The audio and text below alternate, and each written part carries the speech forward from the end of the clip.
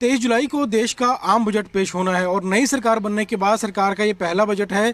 वित्त मंत्री निर्मला सीतारमण इस बार लगातार 7वीं बार बजट पेश कर रही हैं और नई सरकार बनने के बाद क्योंकि सरकार का पहला बजट है उससे लोगों को, देश को काफ़ी उम्मीदें हैं। हमारे साथ कुछ महिलाएं मौजूद हैं, इनसे हम बात करते हैं कि इनका क्या कहना है। जो बजट आने वाला है इस बार, उस बजट को लेकर क्या उम्मीदें आप रखती हैं कि इस बार क्या होना चाहिए बजट में? उसको मैं दो पंक्तियों में बोलना चाहती हूँ। मेहनत की कमाई यूं ही जाए ना बेकार, जो भी बजट पारित हो सत्र में बने देश की उन्नति का आधार, बने राष्ट्र की प्रगति का आधार। ये बहुत धन्यवाद। बढ़िया लाइनें आपने बोली हैं। तो इन लाइनों को सरकार पूरा कैसे करे, कैसे वो बजट प्रगति का आधार बने, क्या आप चाहती हैं? हम ये चाहते हैं कि जो भी हो प्रैक्टिकल सॉल्यूशन उसके निकाले जाएं। फाइल्स निकलती हैं, बहुत सारी प्लानिंग्स होती है, लेकिन आम आदमी के दुख दर्द को और उनकी जो असली रोटी कपड़ा और मकान है, जो ज़िंदगी की सच्चाई है, उसकी तरफ हमारा ध्यान नहीं जाता। जब हमारी नींव कमज़ोर होगी तो हम अच्छा उस पर मकान नहीं बना सकते। इसीलिए कहा गया है कि ऐसा बजट हो जो पूरे देश को, राष्ट्र को अपने साथ उन्नति की ओर लेकर जाए। हो, लोगों का, व्यापारी हो, चाहे वो आम लोग हो, नौकरी पेशा हो, सबके लिए कुछ ना कुछ होना चाहिए। हाँ जी, हम यही चाहते हैं। जी मैम, क्या नाम है आपका? संदीप कौर। मैडम, बजट आ रहा है और तीसरी बार सरकार बनी है, नई सरकार बनी है, तो उम्मीदें होंगी बजट से कि कुछ ना कुछ खास सरकार लेकर आएगी। देखिए, जब सरकार आती है तो हर एक जो आम जन होता है ना, वो उम्मीदें तो लगाता है, पर उम्मीदें पूरी कभी नहीं होती। पर फिर भी हम हर बार उम्मीद करते हैं, तो इस बार भी हम उम्मीद कर रहे हैं कि सरकार एक अच्छा बजट लेकर आए। क्योंकि देखो, कितने बजट आए लेकिन कभी महंगाई कम नहीं हुई है, बढ़ती ही गई है। हमें वायदे तो बहुत दिए जाते हैं जब चुनाव होता है, बट ऐसा होता नहीं है कुछ भी। और आप देखिए कि जो जिससे घर चलता है, जो रोज़मर्रा का सामान ही है ना, या खाना पीना है, हर चीज़ है, गैस सिलेंडर है, मतलब कुछ भी कभी सस्ता नहीं हुआ कि हाँ उनके रेट कम हो रहे हैं। आप 50 बढ़ा के 5 रुपये कम कर दो, ऐसा ज़रूर हो जाता है, बट असल में महंगाई कम नहीं होती है। तो इन चीज़ों को अगर हम देखें, और फिर हम देखें अगर टैक्स का, देखो अगर महंगाई की मार तो है ही है एक आम आदमी पर, और उस पर से टैक्स स्लैब देखिए, वो भी तो बढ़ती जा रही है ना। ऐसा नहीं है कि उनमें भी कोई कंसेशन मिल रहा हो। और लेडीज़ के लिए तो मैं कुछ भी ऐसा स्पेशल, मुझे याद नहीं आता कि हमें कुछ ऐसा महिलाओं के वर्ग के लिए कुछ किया जाता हो। ऐसा लगता है कि क्योंकि अब नई सरकार बनी है, पहला बजट है, तो कुछ अच्छा सरकार करेगी, कुछ अच्छी घोषणाएं सरकार करेगी? नहीं, उम्मीदें, मैंने कहा ना, हर बार की तरह देखिए, उम्मीद पर दुनिया कायम है। तो हम भी अब फिर से नए बजट से एक उम्मीद तो लगा कर बैठे हैं कि नया बजट ऐसा आए जिसमें आम जनता को फ़ायदा हो। आजकल महंगाई की बहुत चर्चा है कि महंगाई बढ़ गई है, या फल सब्जियां बहुत महंगी हो गई हैं, गैस के सिलेंडर महंगे हैं, तो उम्मीद कर रहे हैं कि इस बार अब कुछ फ़ायदा होगा लोगों को? बिल्कुल, उम्मीद पर तो दुनिया कायम है। तो हम उम्मीद कर रहे हैं कि सरकार जो है वो हमें समझेगी, एक आम आदमी के जीवन को सरल करेगी, उनको मुश्किल नहीं, उनकी मुश्किलें बढ़ाएगी नहीं। जी मैडम, क्या नाम है आपका? मेरा नाम है सीमा शर्मा। मैडम, अब बजट आने वाला है, 23 जुलाई को पेश किया जाएगा और नई सरकार बनने के बाद पहला सरकार का बजट है, तो आपको क्या लगता है, क्योंकि पहला बजट है तो सरकार कोई अच्छी घोषणा लोगों के लिए करेगी, कुछ खास आने वाला है बजट में, क्या उम्मीदें हैं आपको? हमें तो बहुत सी उम्मीदें हैं कि सरकार तीसरी बार आ रही है तो ये कुछ बहुत अच्छा करेगी, एम्प्लॉयज़ के बारे में भी सोचेगी। क्योंकि जो रिच है, हर एक बार इनका बजट ऐसा आता है कि जो रिच है वो रिच होते जाते हैं, जो पुअर है वो भी डाउन जाती है, मिडिल क्लास के बारे में कभी सोचा ही नहीं जाता। और सबसे ज़्यादा जो सैंडविच बनती है वो हमेशा मिडिल क्लास बनती है। क्योंकि मिडिल क्लास में ज़्यादातर जो, इवन हम जैसे वर्किंग है, जैसे हम हाउस वाइफ्स भी हैं और हम बाहर भी काम कर रहे हैं, दोनों जने वर्किंग है, मतलब दोनों का कमा के भी जब हम रिटर्न्स भरते हैं तो हमारी इनकम इतनी होती है, रहते हम हमेशा हैंड टू माउथ है। क्योंकि हर चीज़ पे पहले हमें वैसे ही बहुत टैक्स जो है पे करना पड़ता है। तो इनको एक तो थोड़ा सा एम्प्लॉयज़ को थोड़ी राहत देनी चाहिए। बिल्कुल बहुत थोड़ी सी देते हैं, जैसे 1 लाख से ज़्यादा 1.25 लाख कर देंगे, है ना, तो थोड़ा तो बढ़ाना चाहिए इनको, उनके बारे में सोचना चाहिए। बाकी दूसरा ये है, इनको थोड़ी महंगाई पे भी कंट्रोल करना चाहिए। ज़्यादा जो महंगाई बढ़ती है जमाखोरी के कारण बढ़ती है, तो जमाखोरी के बारे में सरकार को थोड़े स्टेप्स लेने चाहिए, थोड़े हार्ड स्टेप लेने चाहिए। कि जैसे अब सब्जियां ही हैं, इतनी महंगी हो रही हैं, 200 रुपये किलो चीज़ मिल रही है, तो आम आदमी क्या खाएगा उसमें?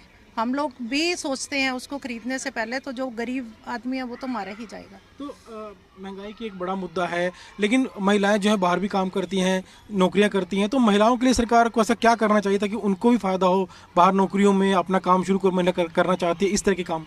इस तरह से उनको एक तो एम्प्लॉय वुमेन के लिए चलो रिजर्वेशन का तो कर ही रहे हैं, उसके बारे में तो गवर्नमेंट काफ़ी स्टेप्स ले रही है। एक उनके लिए जैसे एम्प्लॉयमेंट, सेल्फ एम्प्लॉयमेंट के लिए उनको थोड़ा सा अवसर देने चाहिए, जैसे उनको कुछ गवर्नमेंट जो है फाइनेंशियली भी एड दे सकती है, या जो जॉब में है वहाँ से भी उनको कुछ फैसिलिटी मिलनी चाहिए ताकि वो भी इंडस्ट्री वगैरह कुछ इस्टेब्लिश कर सके या अपने काम कर सके, छोटे मोटे काम कर सके, बिजनेस लाइन में भी वो जा सके। जी शुक्रिया। मैम आपका क्या नाम है? मेरा नाम मिसेस मनविंदर कौर है। मैम बजट अब आने वाला है और जब बजट आता है तो वैसे हर बार लोगों को उम्मीदें होती हैं, लेकिन इस बार ज़्यादा उम्मीदें हैं क्योंकि पहला बजट है तीसरी सरकार का। तो इस बार आप क्या उम्मीदें मानकर चल रही हैं कि लोगों को किस तरफ से फ़ायदा होगा? टैक्स की बात हो, महिलाओं की बात हो, युवाओं की बात हो, किस तरफ से आप मान रही हैं? मुझे लगता है कि जो मिडिल क्लास है, जैसे मेरे लर्नेड कोलीग्स कह चुके हैं कि वो सबसे ज़्यादा अफेक्टेड होता है, स्पेशली जो गवर्नमेंट एम्प्लॉयज़ है जिनकी फिक्स्ड इनकम है, क्योंकि उन्होंने उसी फिक्स्ड इनकम में वो महंगाई जो है उसके प्रोपोर्शन में ज़्यादा हो जाती है जो हमारी इनकम होती है, तो घर के जो घरेलू खर्चे होते हैं, नीड्स होती हैं, वो पूरी करनी जो होती है वो मुश्किल हो जाती है। और सेविंग्स कम होंगी तो हमारे जो महिलाओं को कितने शौक होते हैं उनके ऊपर भी रिबेट नहीं मिल रही। तो मुझे लगता है कि सरकार को महिलाओं की जो फैशन प्रोडक्ट्स हैं कुछ है उस पर ज़रूर रिबेट देनी चाहिए। ठीक है, इसके अलावा कुछ प्लस पॉइंट्स भी हैं क्योंकि सरकार ग्रीन इनिशिएटिव्स काफ़ी करती है, सोलर एनर्जी पे काफ़ी काम कर रही है। अब चंडीगढ़ के भी गवर्नमेंट हाउसेज में भी सोलर पैनल्स लगाए जा रहे हैं, प्लास्टिक रिडक्शन पे बहुत काम किया है। मेन है कि वो सिर्फ जो मिडिल क्लास है, स्पेशली फिक्स्ड इनकम का ग्रुप है, उसको ध्यान रखे, क्योंकि सच कहा गया है कि जो मिडिल क्लास है वो सैंडविच्ड है, क्योंकि उनको अपना स्टेटस भी मेंटेन करना है, उन्होंने अपनी नीड्स भी पूरी करनी है। अपर क्लास को प्रॉब्लम नहीं है, रिच क्लास को प्रॉब्लम नहीं है, जो बिलो पॉवर्टी लाइन है वो सोचता नहीं है स्टेटस के बारे में, तो काफ़ी दबाव है, specially women of the house. Number 2 मैं कहूँगी कि जो वेमेन एम्प्लॉयज़ है ना, जो नौकरी में है, उनके ऊपर दोहरा है, घर भी चलाना वो भी, तो उनको एक स्पेशल रिबेट गवर्नमेंट को देनी चाहिए, उनकी इनकम स्लैब बढ़ानी चाहिए और उनको जो स्टैंडर्ड डिडक्शन देती है वो स्पेशल देनी चाहिए। थैंक यू जी शुक्रिया। मैम अब बजट आ रहा है तो सभी लोगों ने अपनी अपनी राय दी कि बजट में क्या कुछ अच्छा होना चाहिए। आपका क्या व्यक्तिगत तौर पर मानना है, क्या सरकार कर सकती है कि लोगों को उससे फ़ायदा हो? Myself is Satvinder. Budget आ रहा है उसके लिए हम सारे ईगरली वेट कर रहे हैं और बजट में आई थिंक कि एवरी एस्पेक्ट को कंसिडर करा जाएगा, रादर इट इज़ रिच और पुअर और mediocre, each and every person will be considered.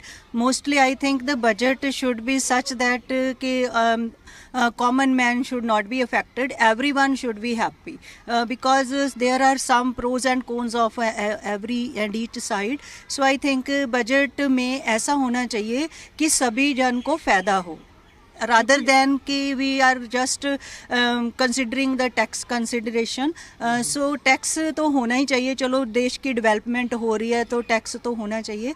अगर हम टैक्स पे नहीं करेंगे तो डेवलपमेंट नहीं होगी, but it should not be such that कि only one sector of the we can say public वही पे करे, all should be equally paid. क्योंकि मैम ये तीसरा बजट है और पिछले 10 साल से प्रधानमंत्री नरेंद्र मोदी देश को चला रहे हैं और 10 साल से भाजपा की सरकार है, तो आपको लगता है कि जो 10 साल में जो काम हुआ है उससे सेटिस्फाई है कि अच्छा काम हुआ है और आगे अच्छा होगा?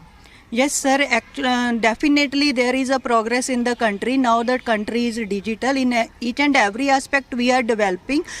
So I think the weaker section is only that the unemployment is there, lot of unemployment is in the country. So there should be a small scale industries in the country so that the poor should be helped out. और unemployment अगर कम होगा तो हमारा definitely जो country है वो progress करेगा।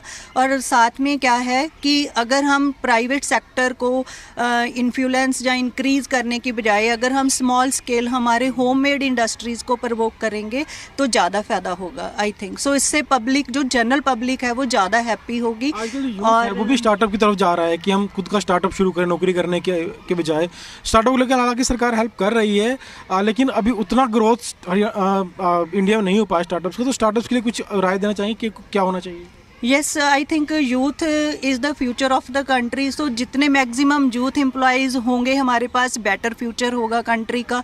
और रादर दैन कि ब्रेन ड्रेन हो रहा है, जो यूथ है हमारा बाहर की तरफ जा रहा है, वो क्यों जा रहा है? क्योंकि वहाँ पे उनको बेटर लिविंग स्टैंडर्ड है। तो अगर सेम स्टैंडर्ड हमारे कंट्री में मिल सकता है तो definitely we will be progress and definitely India will progress because the maximum I think the young generation is now in India rather than in China and other countries. So maximum generation is in our country, and if these youth is benefited, definitely country will progress. So I think there should be more opportunities for the young public and for the poor people, so that they can come to the equal level of the general public. जी शुक्रिया ma'am. Ma'am आपसे एक सवाल और करना चाहूँगा कि education भी एक बड़ा मुद्दा रहता है। पेरेंट्स चाहते हैं कि उनके बच्चों को अच्छी एजुकेशन मिले, सरकार नई पॉलिसी भी अब ला रही है धीरे धीरे, तो उसको अगर किस तरह से काम करना चाहिए और अभी जो एजुकेशन चल रही है उसमें क्या कुछ चेंजेस सरकार को करने चाहिए?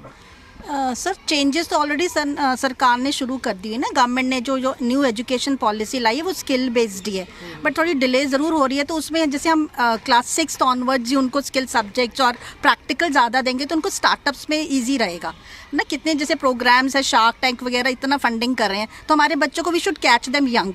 तो ये हम मैथ साइंस वगैरह सब कुछ पढ़ाने की बजाय अगर हम 6 ऑनवर्ड्स ही स्किल एजुकेशन उसमें प्रैक्टिकल नॉलेज ज़्यादा देंगे, इंटर्नशिप शुरू कर दें अगर, तो बच्चों को बहुत फ़ायदा होगा, डेफिनेटली फ़ायदा होगा। थोड़ा लेट हो गई है, मतलब उसके पार्ट्स में वो हो रही है, बट जैसा था कि शायद जल्दी शुरू हो जाएगी, वो इतनी नहीं हो पा रही है।